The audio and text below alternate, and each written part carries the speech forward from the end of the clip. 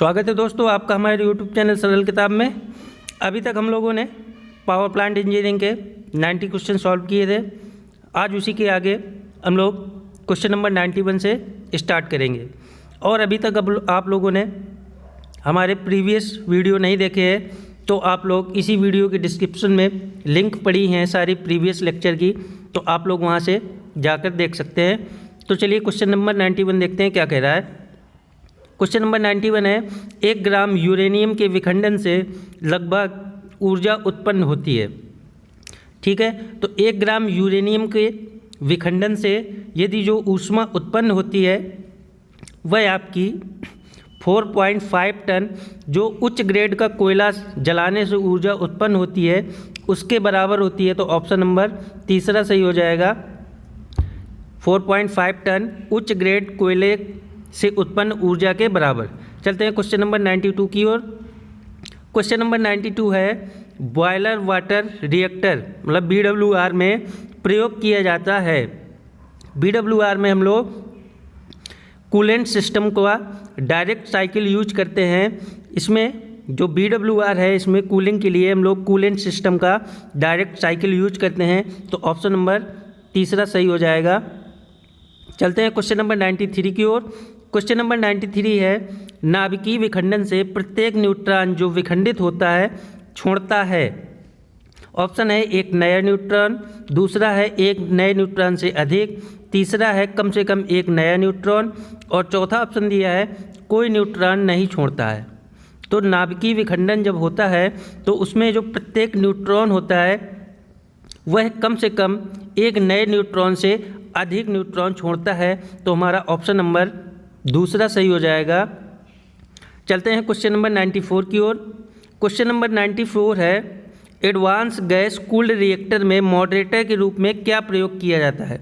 तो जो आपका AGCR होता है, advance gas cooled reactor AGCR, उसमें मॉडरेटर के रूप में हम लोग ग्रेफाइट व CO2 का यूज करते हैं। तो ऑप्शन नंबर दूसरा सही हो जाएगा। चलते हैं क्वेश्चन नंबर 95 की ओर। क्वेश्चन नंबर 95 है, तीव्र ब्रीडर रिएक्टर में कौन सा मॉडरेटर प्रयोग किया जाता है।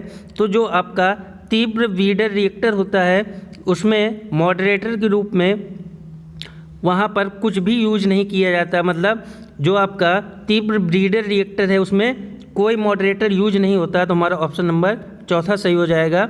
चलते हैं क्वेश्चन नंबर 96 की ओर। क्वेश्चन नंबर 96 है, इलेक्ट्रॉन वोल्ट किसकी इकाई है।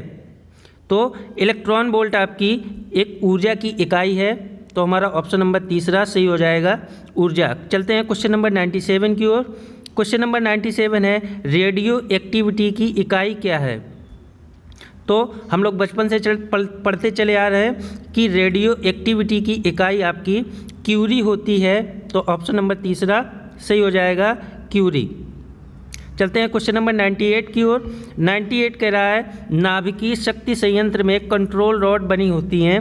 जो आपका न्यूक्लियर पावर प्लांट है उसमें जो कंट्रोल रॉड होती हैं वो किस चीज़ की बनी होती हैं। तो कंट्रोल रॉड नाभिकीय पावर प्लांट में बोरान अथवा कैडमियम की बनी होती हैं। तो क्वेश्चन नंबर 98 का बी ऑप्शन सही हो जाएगा।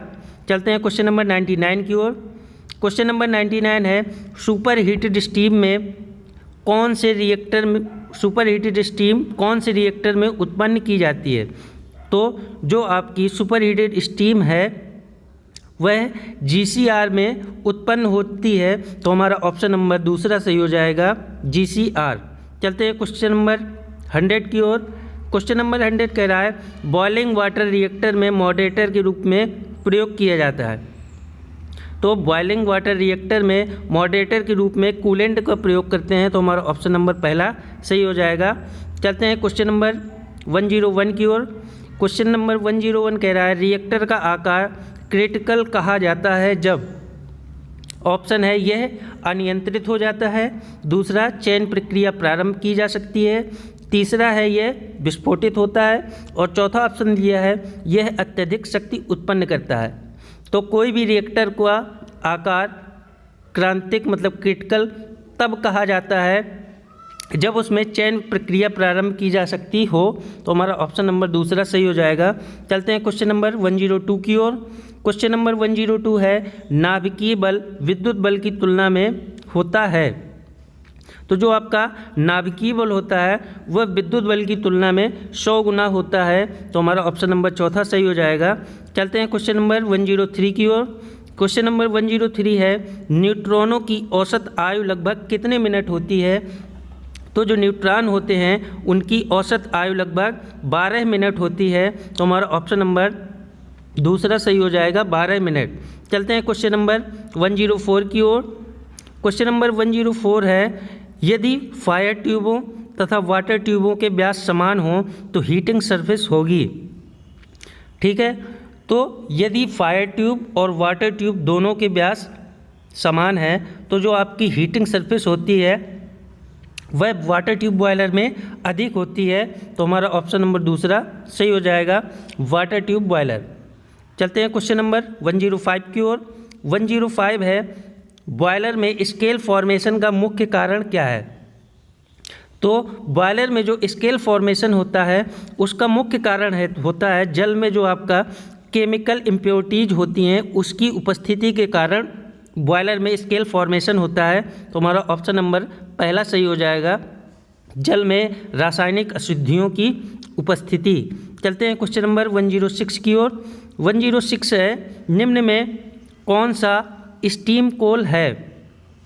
ठीक है, तो जो आपका स्टीम कोल होता है उसको हम लोग नॉन कुकिंग बिटुमिनस कोल के नाम से भी जानते हैं, तो हमारा ऑप्शन नंबर चौथा सही हो जाएगा, नॉन कुकिंग बिटुमिनस कोल। चलते हैं क्वेश्चन नंबर 107 की ओर।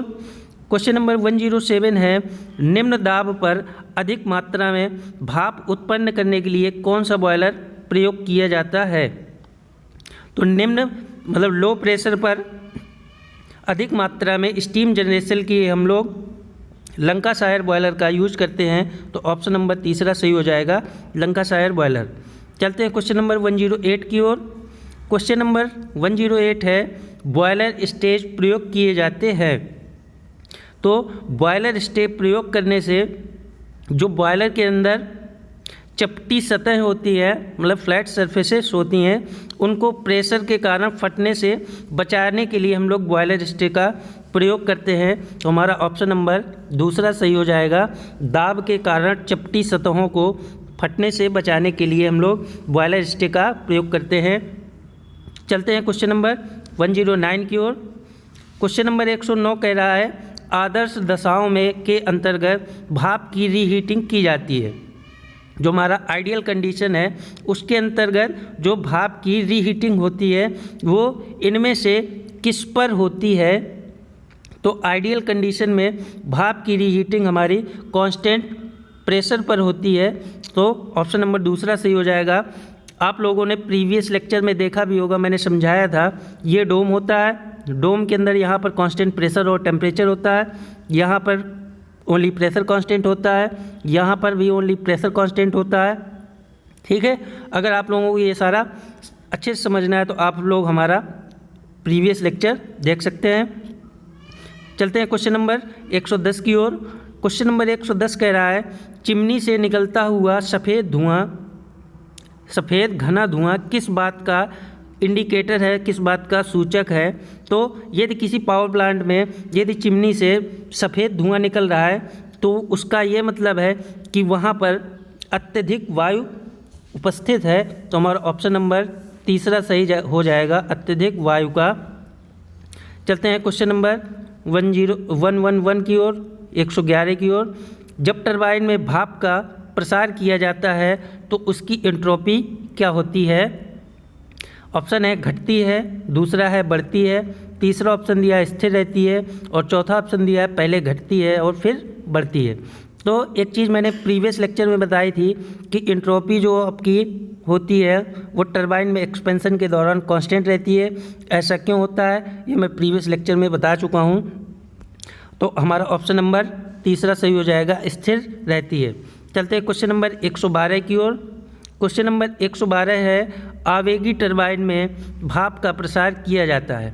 जो अब आपकी इम्पल्स टरबाइन है उसमें स्टीम का एक्सपेंशन कहाँ पर होता है? ऑप्शन है नोजल में, दूसरा है ब्लेडों में, तीसरा दिया है ना नोजल में और ना ही ब्लेडों में, चौथा ऑप्शन दिया है आंशिक रूप से नोजल में। तो आपका इम्पल्स टरबाइन में जो स्टीम का प्रसार होता है वह नोजल में होता है, तो आपका ऑप्शन नंबर पहला सही हो जाएगा। चलते हैं क्वेश्चन नंबर 113 की ओर। 113 कह रहा है पार्सन्स टरबाइन एक प्रकार की टरबाइन है। ऑप्शन है साधारण आवेगी टरबाइन, दूसरा है वेग यौगिक टरबाइन, तीसरा है दाब यौगिक टरबाइन और चौथा ऑप्शन दिया है साधारण प्रतिक्रिया टरबाइन। तो जो आपकी पार्सन टरबाइन होती है वह आपकी साधारण प्रतिक्रिया टरबाइन होती है, तो ऑप्शन नंबर चौथा सही हो जाएगा। चलते हैं क्वेश्चन नंबर 114 की ओर। 114 कह रहा है रिएक्शन टरबाइन में चल ब्लेडों में, रिएक्शन टरबाइन के चल ब्लेडों में क्या होता है? ऑप्शन है वेग घटता है तथा दाब बढ़ता है, दूसरा है वेग बढ़ता है तथा दाब घटता है, तीसरा ऑप्शन दिया है वेग तथा दाब दोनों घटते हैं और चौथा ऑप्शन दिया है वेग तथा दाब दोनों बढ़ते हैं। तो जो आपकी रिएक्शन टरबाइन है उसमें वेग तथा दाब दोनों घटते हैं, तो हमारा ऑप्शन नंबर तीसरा सही हो जाएगा, वेग तथा दाब दोनों घटते हैं। चलते हैं क्वेश्चन नंबर 115 की ओर। क्वेश्चन नंबर 115 कह रहा है टरबाइन में भाप के ब्लीडिंग से क्या तात्पर्य है?